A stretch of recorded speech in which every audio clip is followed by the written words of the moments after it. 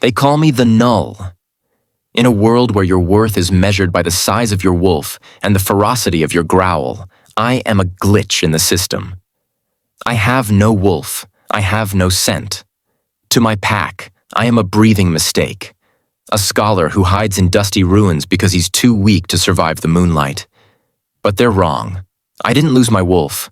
I traded it for something far older. While the alphas were busy practicing how to bite, I was learning how to speak. Not in the language of men, and not in the whimpers of wolves. I learned the language of the foundations of the earth. Today, the Silver Moon Pack tried to break me. They tried to force me into a mating bond with a man who treats Omegas like livestock. They thought they could command me because I was wolfless. They're about to find out that when I speak, the world doesn't just listen. It obeys. The great library of the Silver Moon Pack was the only place I felt alive. And even there, I was an intruder. The air smelled of vanilla and ancient parchment, but it was constantly tainted by the heavy, aggressive musk of the alphas who patrolled the halls. I am Cyrus. To the world, I'm an Omega who failed to shift. At 24, I should have a sleek silver wolf. Instead, I have books. My fingers are stained with ink instead of blood, and my eyes are sharp with knowledge instead of predatory instinct. Still digging through the trash, Null? I didn't have to look up to know who it was. Brandon. He was the Pack Alpha's youngest son, a brute with more muscle than brain cells and a scent that smelled like wet dog and arrogance. He dropped a heavy, mud-caked boot onto the ancient manuscript I was translating. I stayed silent, my heart ticking like a clock. Patience, Cyrus. Just a little longer. This book is written in a dead tongue, Brandon sneered, leaning down so his face was inches from mine. He let his alpha pheromones leak out, a thick, suffocating pressure designed to make Omegas drop to their knees in submission. Why waste your time on things that don't exist? You should be focusing on your real duty. The Alpha Council has decided. Since you're useless for the hunt, you'll be mated to Lord Vance of the Ironbite Pack tomorrow.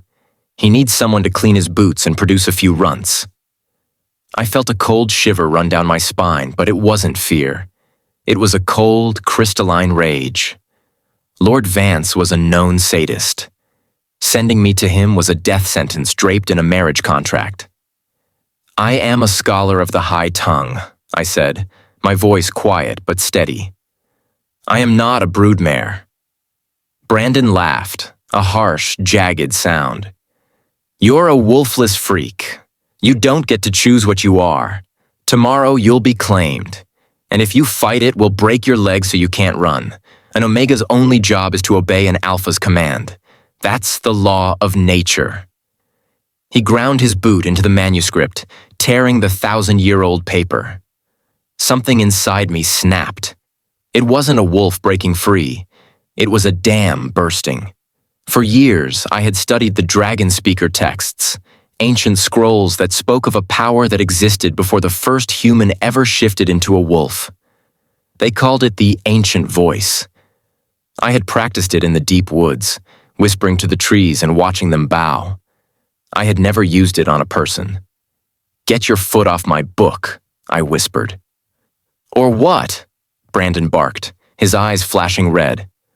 Command me? You don't even have a voice, Null. You're... Kneel. I didn't yell. The word didn't come from my throat. It came from the marrow of my bones. It was a sound that resonated at a frequency that shouldn't exist in a human body. The air in the library suddenly turned heavy, as if the oxygen had been replaced by lead. Brandon didn't just kneel. He hit the floor so hard his kneecaps cracked against the stone. His face slammed into the table, his eyes wide and bulging with a terror I had never seen before. He tried to growl, but his jaw was locked tight. His wolf, the beast he was so proud of, was whimpering inside him, paralyzed by a primitive fear. I stood up, my chair scraping against the floor. The sound was like thunder in the dead silence. Nature's law? I asked, looking down at the powerful alpha who was now trembling at my feet. You think you know nature? You are a dog, Brandon, and dogs should learn to stay. The news of what happened in the library spread like a wildfire. By the time I walked out into the courtyard, the entire Pack High Guard was waiting for me. 50 alphas, the elite warriors of the Silver Moon Pack, all shifted or semi-shifted, their claws out and their fangs bared. At the center stood the Pack Alpha, Cyrus, his face twisted in a mask of murderous rage. "Cyrus!" Cyrus roared, his voice echoing off the mountain walls. "What did you do to my son?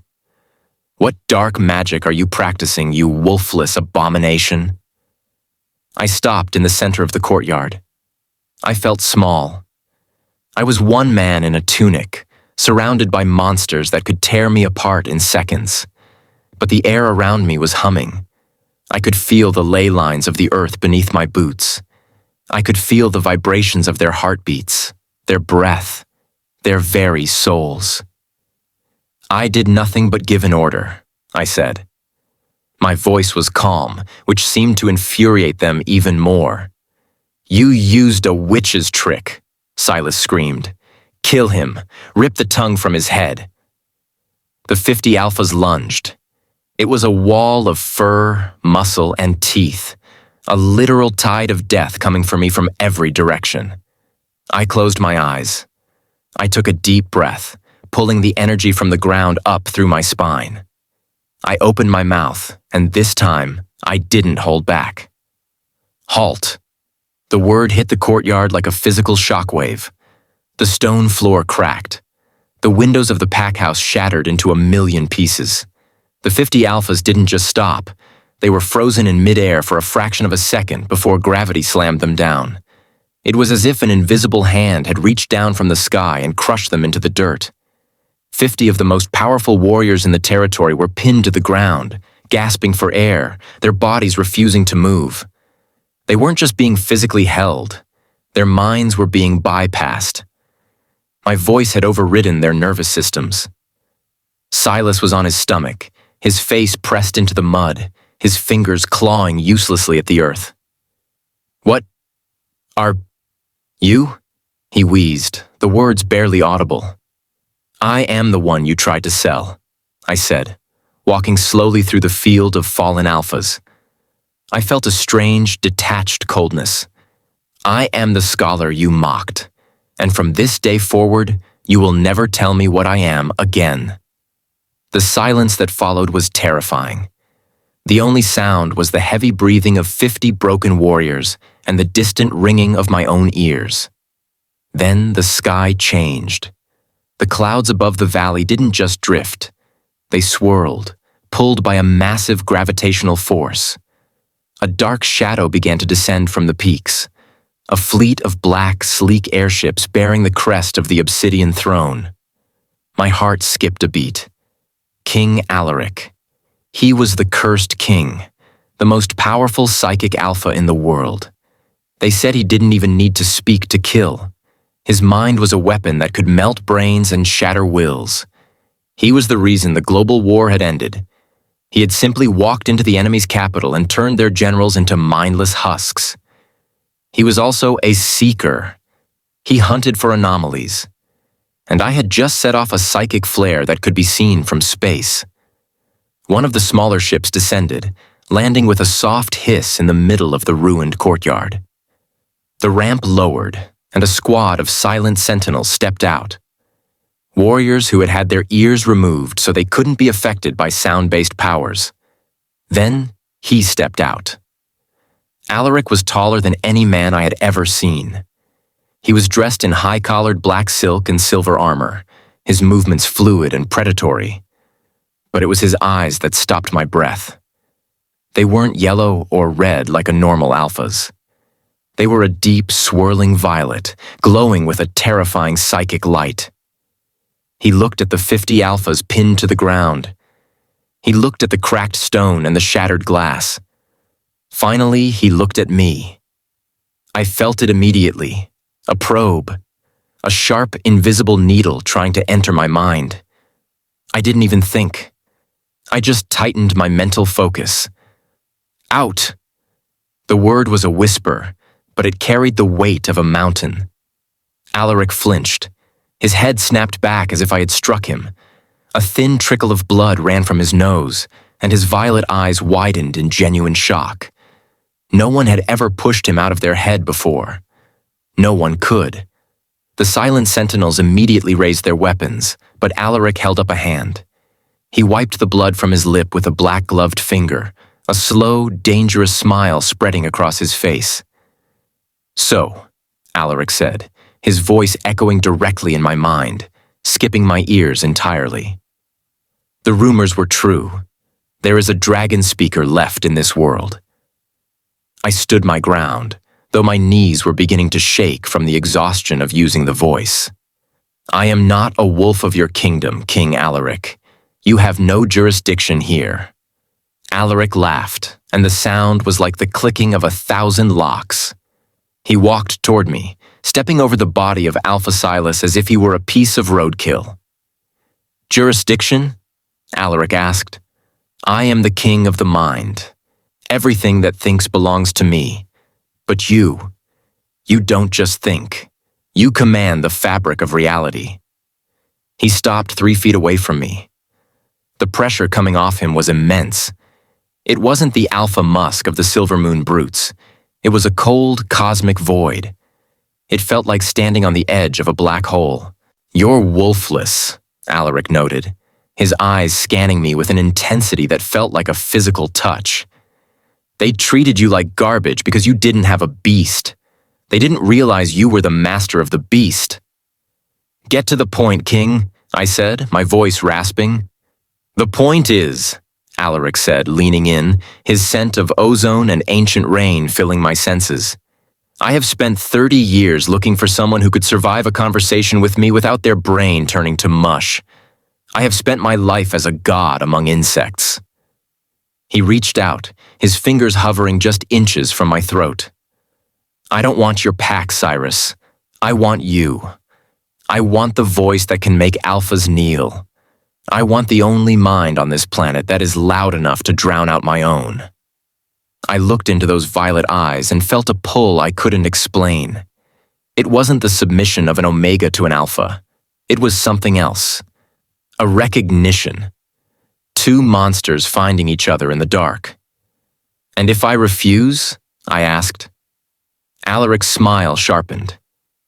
"Then I will burn this pack to ashes just to hear you scream another command. But I think you've had enough of this dirt. You were born for a throne, not a library. Come with me, and I will show you what happens when the voice and the mind become one." I looked back at the Silver Moon Pack, at the people who had mocked me, the man who had tried to sell me, and the ruins of the only life I had known. I turned back to Alaric and did something no one had ever done to the king. I didn't bow. I didn't kneel.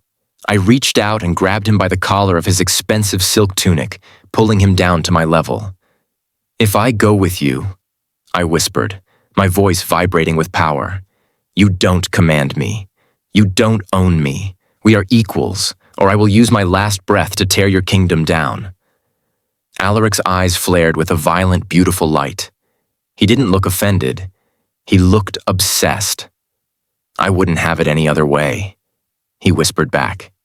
As the airships began to rise, leaving the broken Silver Moon Pack behind, I knew the world was about to change.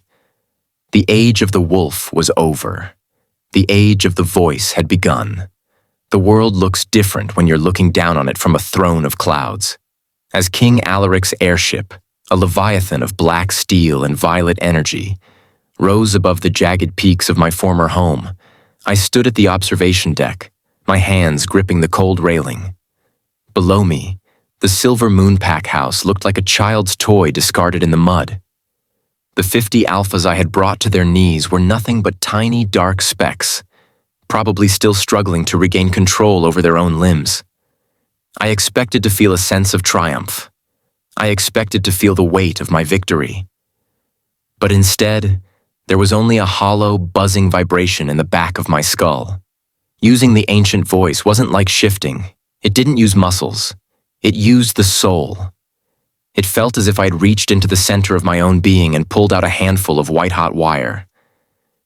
"You're trembling." The voice didn't come through my ears. It resonated directly against the soft tissue of my brain. A cold, smooth caress that made the hair on my arms stand up. I didn't turn around. I didn't need to. The scent of ozone and rain-soaked earth preceded him. Alaric was standing behind me, his presence a physical gravity that pulled at my senses. "It's called a vocal hangover," Alaric said, his voice echoing in my mind. The dragon speaker texts are incomplete, but they all mention the same thing. To speak the language of creation is to burn the vessel that holds it. I finally turned to face him. He had removed his armored mantle, wearing only a high-collared black tunic that clung to the lean, powerful lines of his body.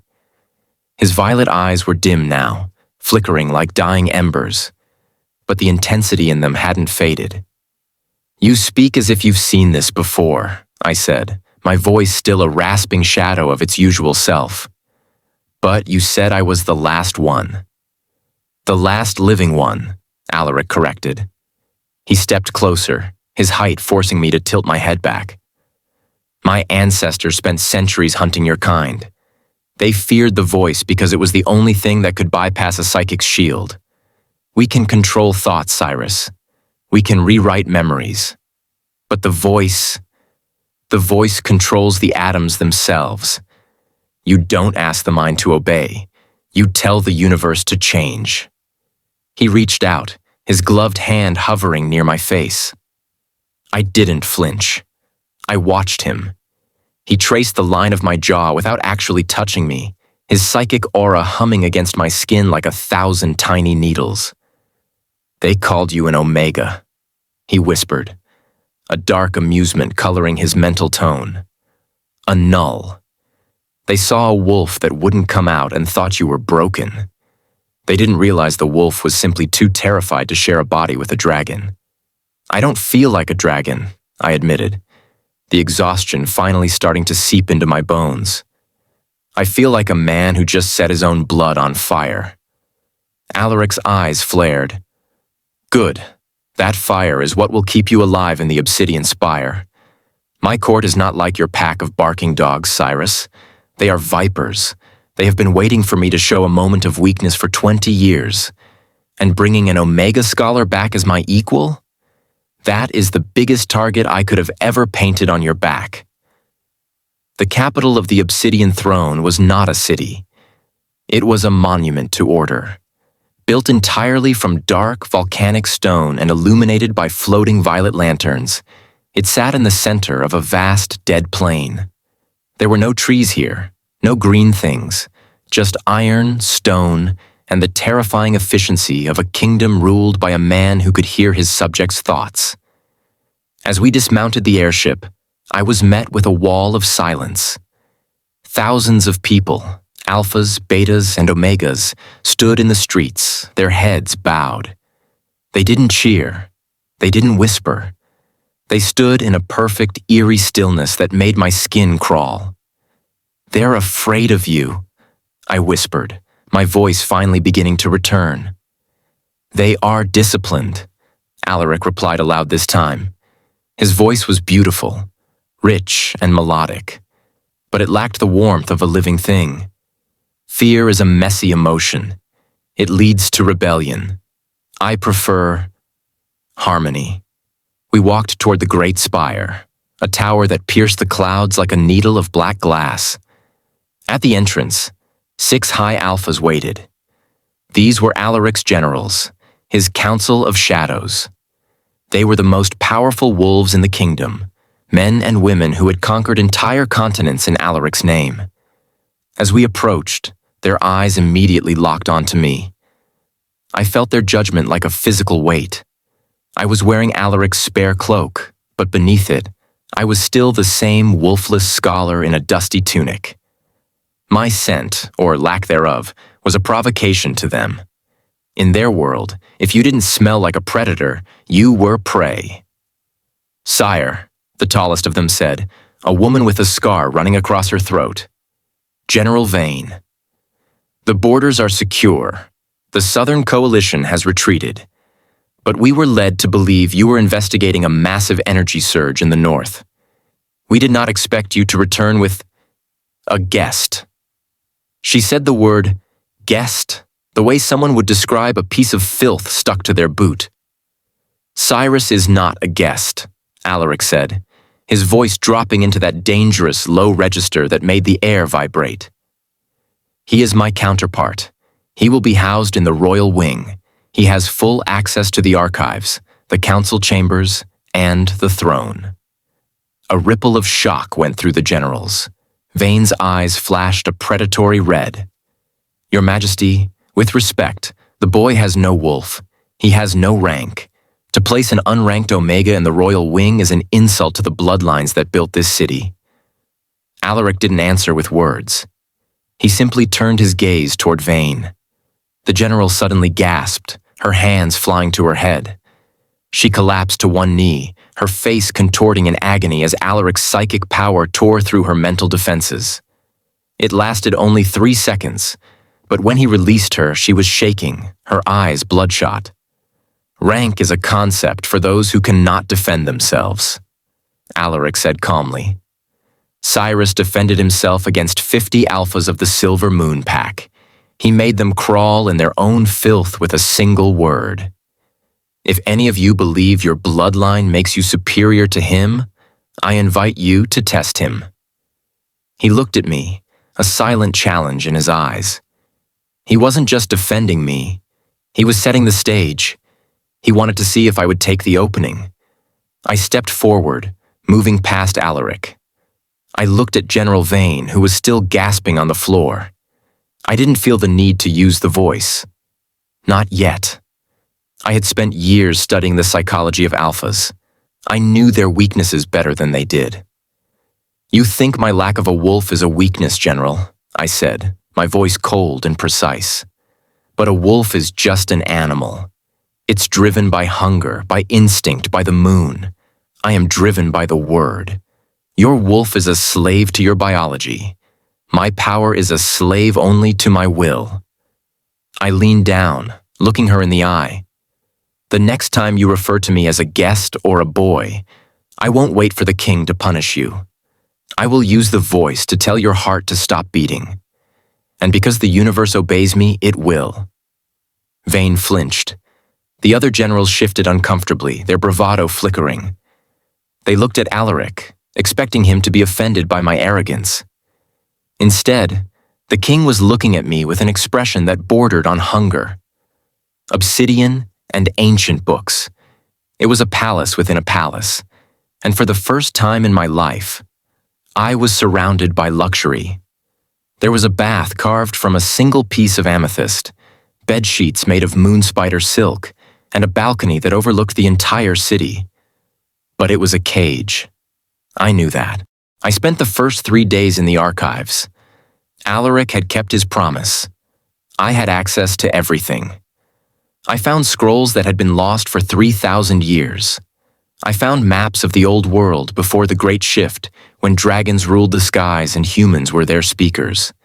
But as I read, I realized why the dragon speakers had vanished. It wasn't a war that killed them. It was the power itself. The voice was a bridge between the physical world and the void. Every time a speaker used a command, a piece of their soul was pulled into the void to pay the toll. Eventually, there was nothing left but a hollow shell. A null. The realization hit me like a physical blow. I wasn't born wolfless. My bloodline had been hollowed out over generations of using the voice.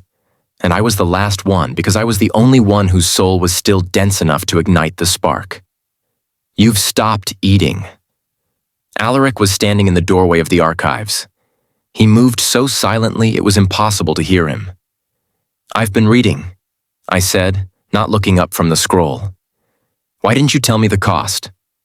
The cost is why my ancestors hunted yours, Alaric said, walking into the room. He sat on the edge of the heavy oak table, his presence filling the space. They thought they were being merciful. They thought they were stopping a slow suicide. "And you?" I asked, finally meeting his gaze. "Why did you bring me here? To watch me burn out like a candle?" Alaric reached out and took the scroll from my hands, setting it aside. He took my hands in his. His skin was cold, but his grip was firm. "I brought you here because I am burning out too, Cyrus." I froze. "What?" "Psychic power is no different," Alaric whispered, his violet eyes swirling with a deep, hidden exhaustion. "Every time I reach into a mind, I lose a piece of my own. I hear 10 million voices every day. I feel every scream, every lie, every hidden desire in this city. It is a cacophony that never ends. I am losing myself to the noise." He leaned in, his forehead resting against mine. "But when you spoke in that library, when you used the voice, for the first time in 20 years, the voices in my head went silent. Your power is a command. It overrides everything. It gave me peace. I felt a surge of something I couldn't name. It wasn't pity. It was a terrifying, soul-deep connection. We were both dying from our own greatness. We were two stars collapsing into each other. "You want me to be your silence," I breathed. "I want us to be the anchor for each other," Alaric said. "Your voice can quiet the world for me. My mind can hold your soul together when the voice tries to pull it apart. We are the only two people on this earth who can save each other." For a moment, the air between us was electric. The mate bond that wolves talked about was a pale, pathetic shadow of what I felt in that moment. It was a cosmic alignment. But the moment was shattered by a sudden, violent explosion that rocked the tower. The alarms began to blare, a high-pitched psychic whistle that made my teeth ache. "Sire!" a voice screamed from the hallway. It was one of the sentinels. "The High Alphas! They've breached the inner sanctum! They're using the Null fields!" Alaric stood up, his face transforming into a mask of pure, icy rage. "Vayne, I should have turned her brain to ash when I had the chance." "Null fields?" I asked, standing up with him. "Ancient technology," Alaric hissed. "It dampens psychic waves. They think that if they can neutralize my mind, they can take the throne." "They forgot about me," I said. Alaric looked at me, his eyes softening for a fraction of a second. "Cyrus, you're exhausted. If you use the voice now, after what you've read—" "I'd rather die as a king than live as a slave," I interrupted. "Let them come." The doors to the archives exploded inward. General Vayne and the other 5 High Alphas stepped through the smoke. They were wearing heavy, lead-lined armor designed to deflect psychic probes, and in their hands, they carried Null staffs, devices that emitted a low-frequency hum that made Alaric stumble, his violet eyes flickering and fading. "It's over, Alaric," Vayne shouted, her voice distorted by her helmet. "The age of the Cursed King ends tonight. We will return this kingdom to the strength of the wolf." She looked at me and sneered. "And we'll start by hanging your little pet from the spire." Alaric fell to one knee, blood beginning to leak from his ears. The Null fields were tearing at his psyche, creating a feedback loop that was agonizing to witness. He couldn't fight back. His greatest weapon had been turned into his greatest weakness. I stepped in front of him. I felt the hollow space in my chest, the void where my soul was being pulled. I knew that every word I was about to speak would shave years off my life. I knew the toll. But as I looked at General Vayne, at the arrogance, the cruelty, and the small-mindedness of a wolf who thought she could command a dragon, I didn't care. I filled my lungs with the smoke-filled air. I didn't reach for my wolf. I reached for the foundation of the earth. I reached for the stars. I reached for the silence that Alaric so desperately craved. Fall. The word didn't just vibrate the air. It shattered the Null fields instantly. The staffs in the general's hands disintegrated into fine black powder. The lead-lined armor crumpled as if it were made of paper, crushing the wolves inside it. Vane and her conspirators were slammed into the floor with such force that the stone cracked in a perfect circle around them. But I didn't stop there. Strip. With a sickening sound of tearing fabric and breaking bone, the general's wolves were forced back into their human forms. The transformation was violent, agonizing, and permanent. I wasn't just commanding their bodies, I was commanding their essences. I was tearing the alpha out of them and leaving nothing but the null. The courtyard outside fell into a deathly silence. Thousands of people miles away felt the shockwave of the command. I stood in the center of the ruins, my chest heaving, my vision beginning to blur with red. I felt the void pulling at me, a cold, hungry mouth at the center of my being. I started to sway, my legs turning to lead. Before I could hit the ground, Alaric was there. The null fields were gone, and his power had returned with a vengeance. The air in the room was swirling with violet lightning. He caught me in his arms, his touch no longer cold, but burning with a desperate, frantic energy. "Cyrus! Cyrus, look at me!" His voice was back in my head, but it wasn't a caress anymore. It was a command of its own. He flooded my mind with his own life force, using his psychic energy to bridge the gaps in my hollowing soul. It was a dangerous, forbidden technique, a psychic transfusion. I gasped, my eyes snapping open.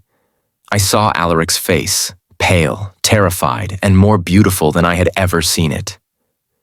"You fool," he whispered, tears of blood running down his cheeks. "You almost went into the void. They were in the way." I wheezed, a weak smile touching my lips. Alaric looked at the broken, wolfless generals on the floor. He looked at the power I had unleashed. Then he looked back at me, and I saw the finality in his eyes. He wasn't just my protector anymore. He was my devotee. He picked me up in his arms, turning toward the balcony. The sun was beginning to rise over the obsidian city, casting a blood-red light over the silent thousands below. "Hear me," Alaric's voice boomed, amplified by his psychic power so that every soul in the kingdom heard it. "The High Council is dead. The old laws are ashes." He held me up, showing the world the man who had shattered the alphas with a breath. "You called him a null. You called him weak. But today, he has remade the world. From this day forward, Cyrus is not my mate. He is not my consort." Alaric knelt on the edge of the balcony, still holding me against his chest. "He is the voice of the throne, and if you do not bow to him, you will answer to the silence." As one, the thousands of people in the streets below dropped to their knees, not because Alaric commanded them, not because they were afraid, but because they had heard the voice. And they knew that God had finally come to the Obsidian Spire. The silence of the Obsidian Spire used to be a weapon of terror. Now, it is an act of worship.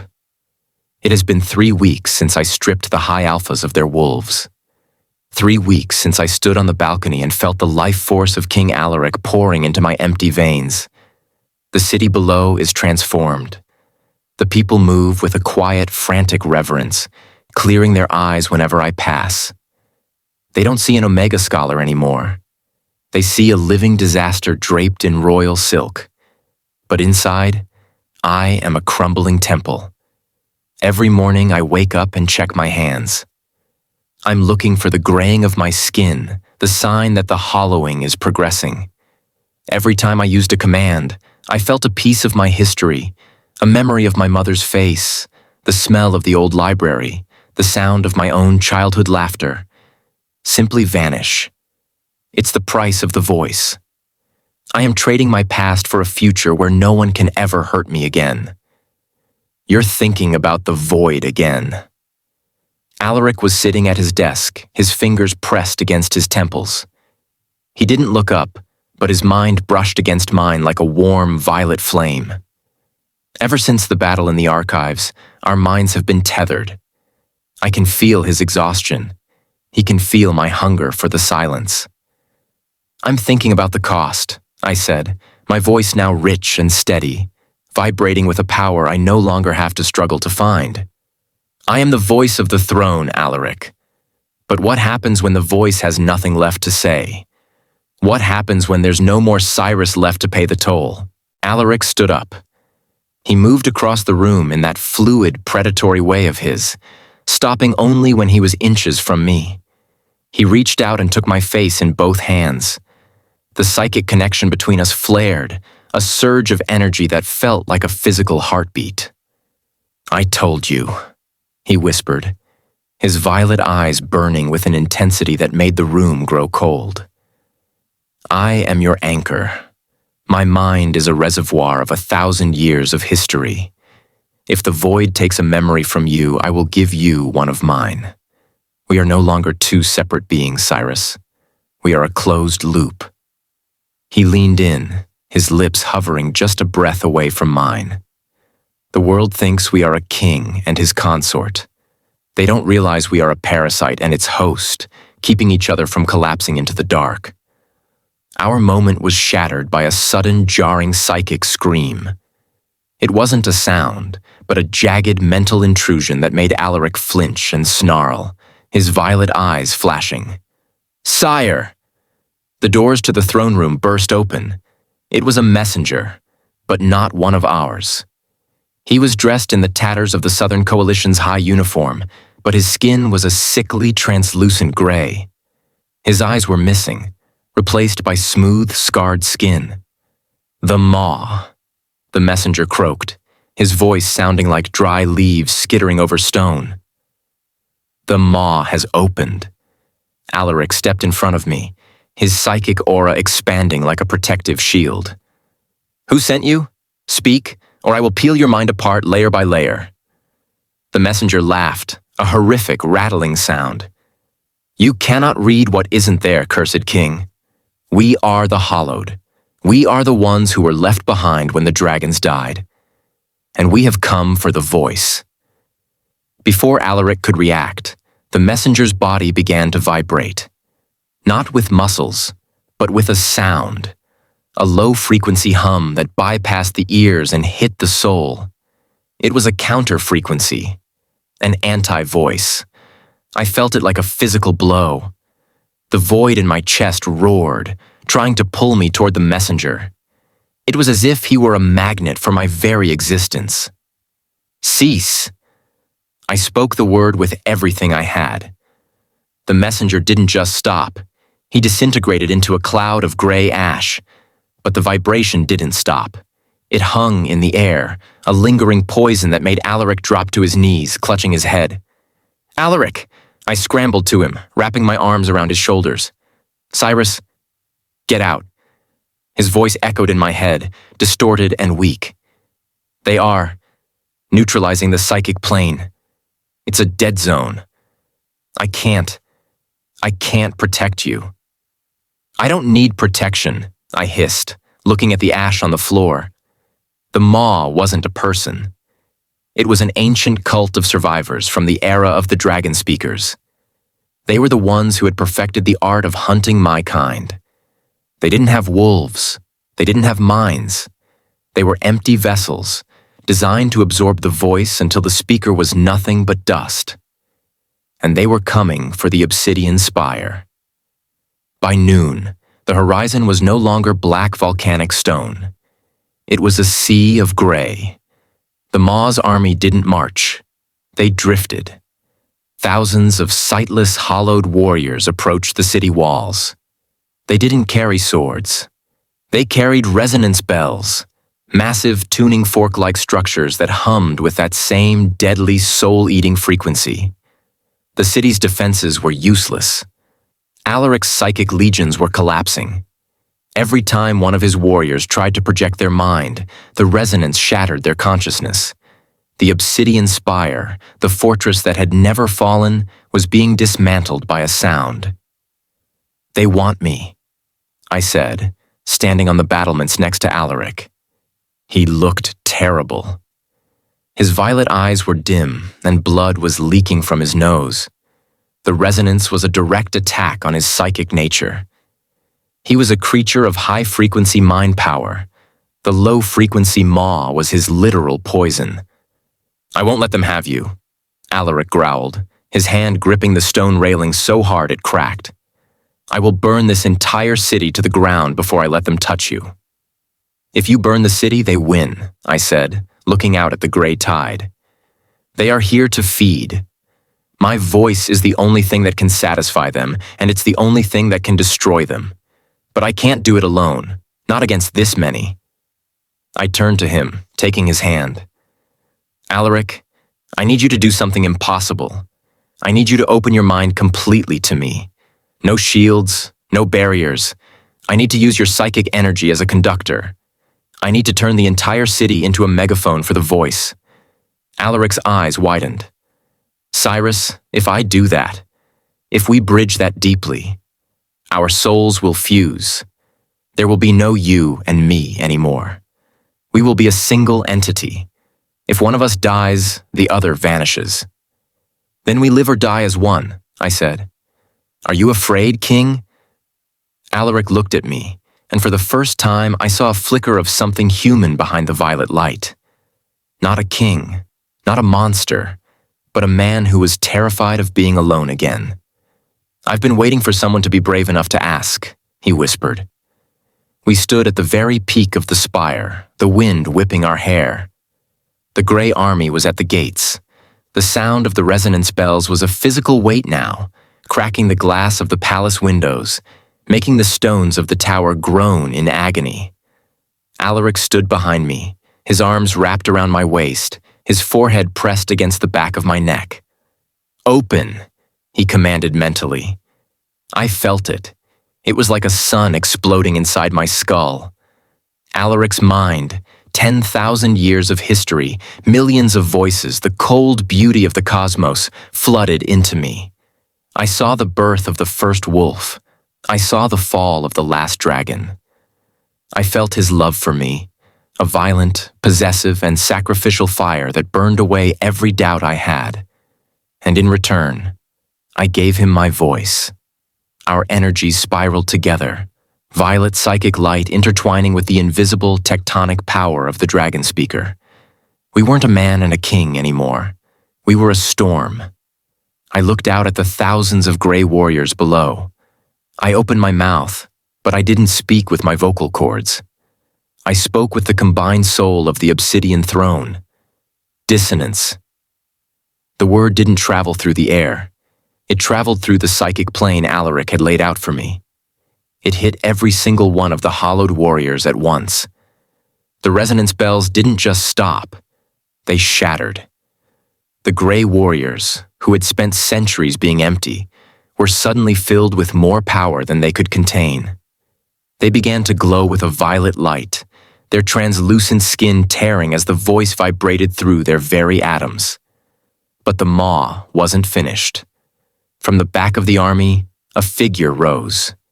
He was massive, draped in robes of human skin, carrying a staff topped with a dragon skull. The high priest of the maw.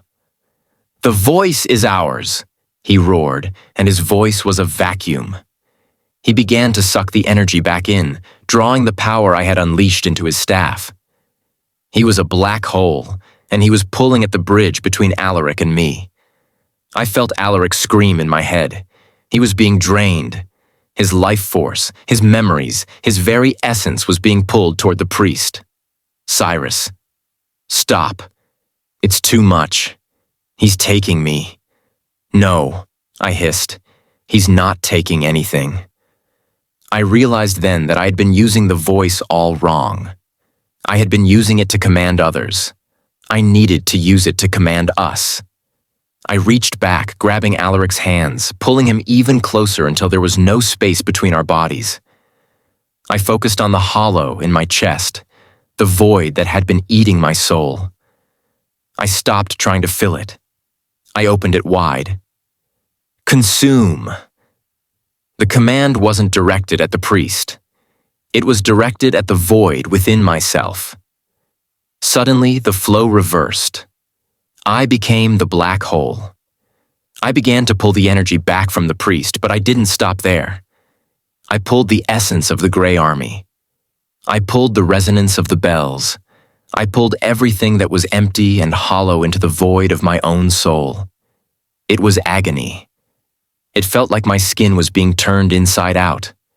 But Alaric was there, his mind a fortress of iron, holding my consciousness together, refusing to let me scatter into the wind. The high priest's eyes widened. He tried to scream, but no sound came out. He was being erased. His staff crumbled. His robes vanished. The entire Grey Army was being inhaled by the Null Omega they had come to feed upon. Within seconds, the horizon was empty. The grey tide was gone. The resonance was silent. I collapsed. The connection between Alaric and me snapped like a taut wire. The sudden silence in my head was deafening. I fell toward the stone floor, but Alaric caught me, both of us sliding to our knees in the ruins of the battlements. I couldn't feel my legs. I couldn't feel my arms. When I looked at my hands, they were as pale as marble, and my veins were no longer black. They were a faint, glowing violet. "Cyrus! Cyrus!" Alaric was shaking me, his face a mask of horror. I tried to speak, but my throat was closed. I had used too much. The toll had been paid in full. I felt the last of my memories, the memory of my own name, the memory of my first book, starting to flicker and die. No. Alaric's voice roared in my mind, a desperate, frantic psychic command. "I will not let you go. Take it. Take all of it." He began to force his own memories into the gaps. I saw his coronation. I saw the face of his mother. I saw the first time he looked at me in the library. He was giving me himself to keep me from becoming a vacuum. "Stop," I managed to whisper, my voice a broken rasp. You'll have nothing left." "I have you," he whispered back, his violet eyes weeping blood. "That is the only thing I need to remember." We sat there in the dawn light, two broken gods clutching each other in the silence. The city below was beginning to wake up, unaware that their world had almost ended. I looked at Alaric and realized that I didn't know who I was anymore. My past was a blur of his memories and my own. I was a hybrid, a dragon speaker built from the mind of a cursed king.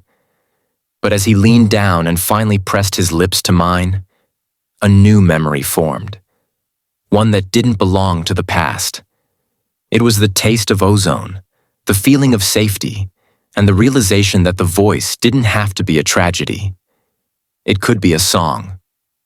"The final move. They will come again," Alaric said hours later as we stood in the restored throne room. He was weaker now, his psychic range halved, his violet eyes permanently dimmed. I was different too. My hair had turned stark white, and my eyes had taken on a faint violet rim. "Let them come," I said. I felt a new kind of power humming in my blood. It wasn't the hollow hunger of before. It was something stable, something shared. "We have a problem, Cyrus," Alaric said, looking at a map of the continent. The Maw was just the beginning. The other packs, they saw what you did. They saw the Null Omega destroy an army. They are terrified, and terrified alphas do only one thing. They unite, I finished. "They have formed the Grand Hunt," Alaric said. 5 kingdoms, 200,000 alphas. They are marching on the Obsidian Spire. They say they are coming to liberate the world from the monsters on the throne. I looked at the map. I looked at the vast armies of the world turning against us. I felt the voice vibrating in my chest, no longer a burden, but a sharpened blade. "They think we are monsters?" I asked, a cold, beautiful smile spreading across my face. I walked to the throne, the massive obsidian seat that had belonged to Alaric's bloodline for 1,000 years. I didn't sit in the consort's chair. I sat on the throne itself. Alaric didn't protest. He stood beside me, his hand on my shoulder, his mind locking with mine. "Let's show them what happens when the monsters stop hiding," I said. I leaned forward, my voice carrying to every corner of the palace, every guard in the city, and every spy hiding in the shadows. "Invite them." The command echoed through the world. It wasn't an act of war. It was a summons. The stage was set. The voice and the mind were ready. And the grand hunt was about to find out that they weren't the hunters.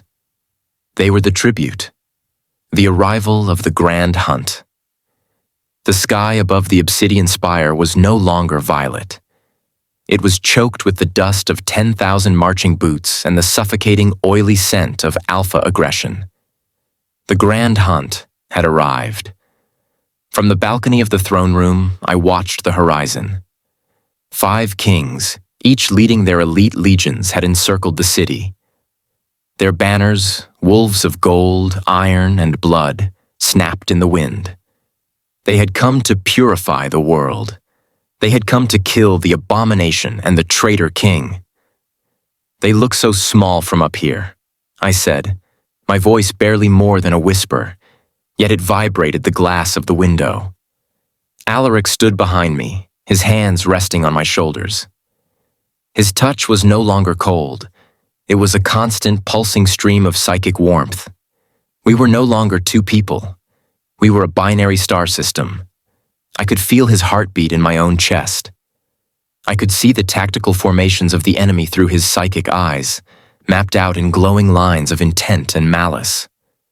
"They are afraid, Cyrus," Alaric's voice echoed in the cavernous halls of my mind.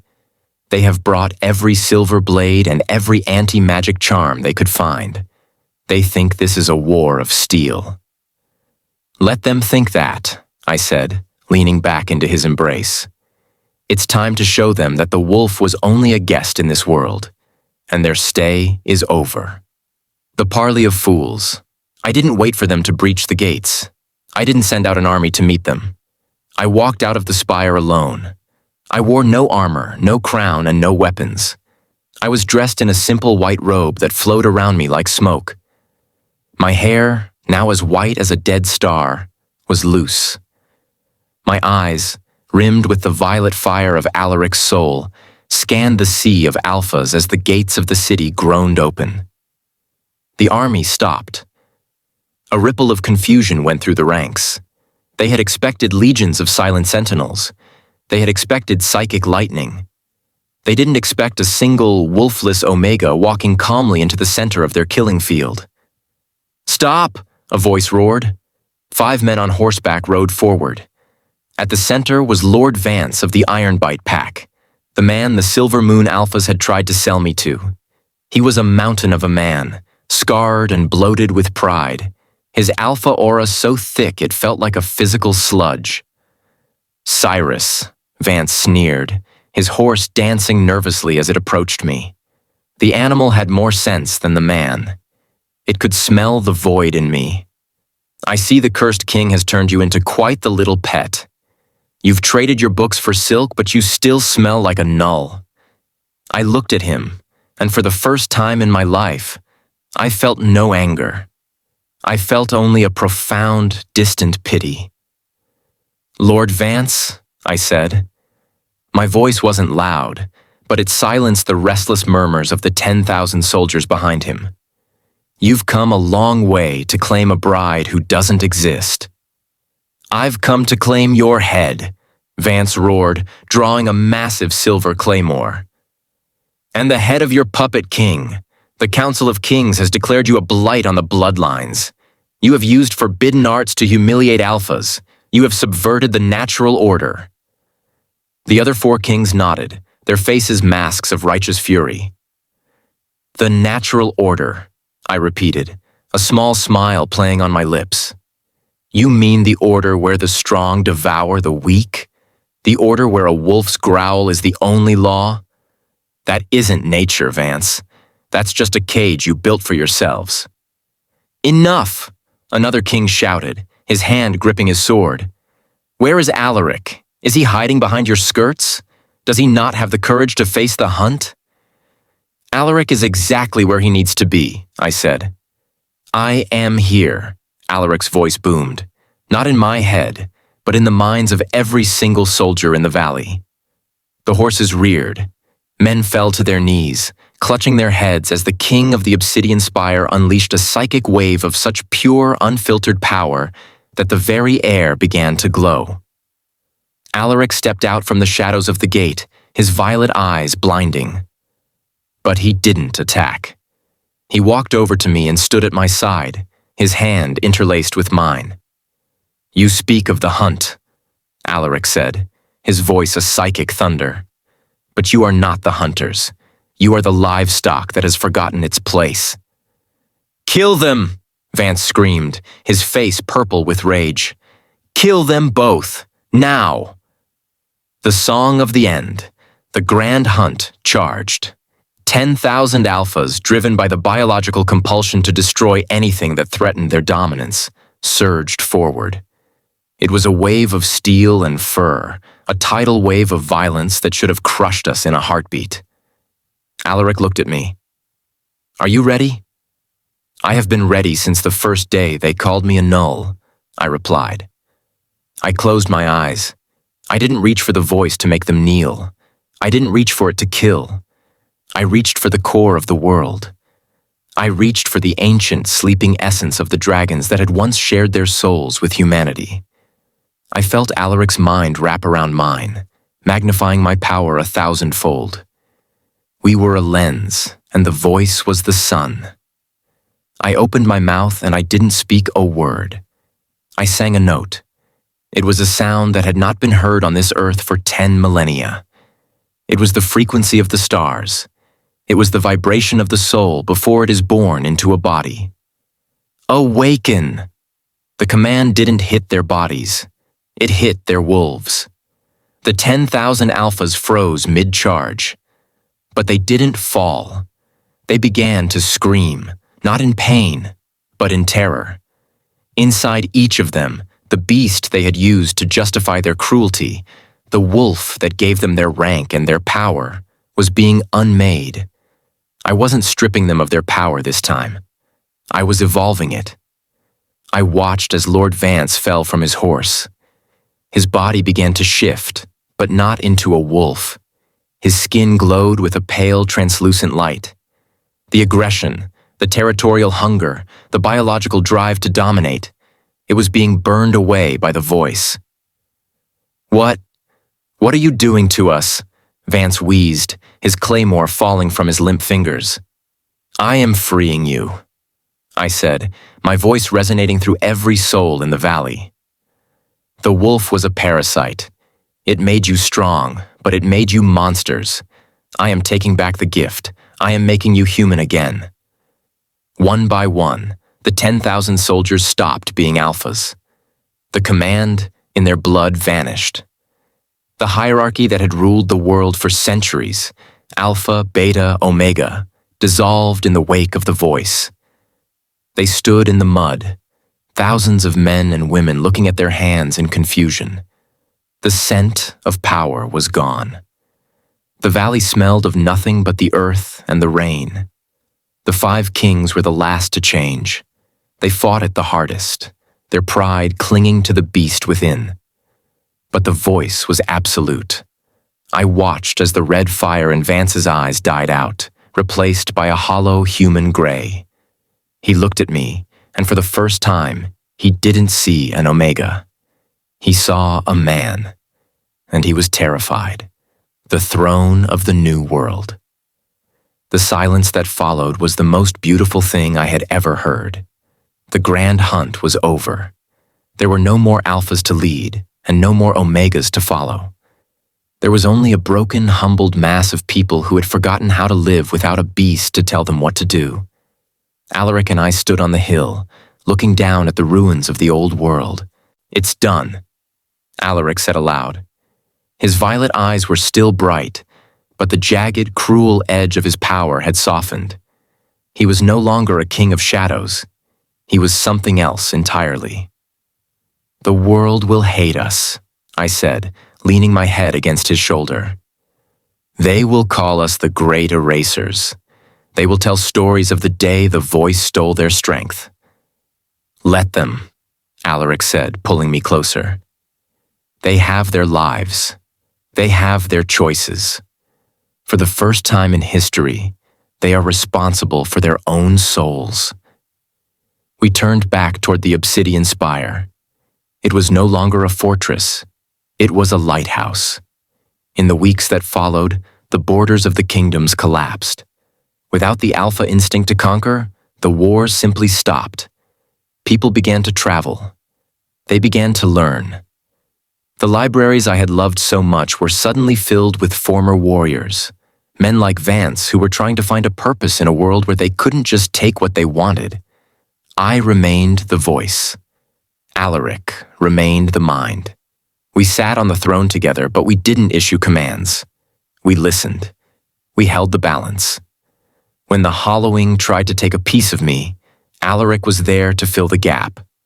When the millions of human voices became too loud for his head, I spoke the word that brought him peace. The final entry years later, I sat in the royal gardens, a place that was now lush with green things, grown from the song of the voice. I was writing in a new journal, my fingers still stained with that familiar blue gall ink. I am Cyrus. I have no wolf. I have no rank. My hair is the color of the moon, and my soul is a tapestry of 1,000 years of someone else's memories. I have died a dozen deaths in the void, and I have been reborn a dozen times in the arms of a king who became my equal. The world is quiet now. The age of the wolf is a legend told to children to warn them of the dangers of pride. The age of the voice is a mystery that most people are content to leave alone. I looked up as Alaric walked through the garden. He looked older, more human, but his eyes still held that violet spark. He didn't say a word. He didn't have to. "Are you coming to bed, my dragon?" his mind whispered. I closed the book and stood up. I looked at the obsidian spire, rising high into a sky that was finally clear. "I'm coming," I said. My voice was soft. It didn't shake the earth. It didn't shatter glass. It was just a human voice, speaking to the person he loved. And in the end, that was the most powerful command of all. The age of the wolf is dead. The age of the voice has begun. Cyrus and Alaric proved that a soul isn't measured by its teeth, but by its will. Thank you for staying until the very end of this journey. It's been an epic road from that dusty library to the obsidian throne, and I'm so glad you were here to witness it. I have one question for you. If you had the ancient voice, what would be the very first command you gave to the world? Drop your answers in the comments below. I'll be reading and hearting the best ones. If you loved seeing a Null scholar become a god, hit that like button and subscribe so you don't miss our next story. I'm Aether, and remember, silence isn't weakness. It's just a command waiting to be spoken. See you in the next one.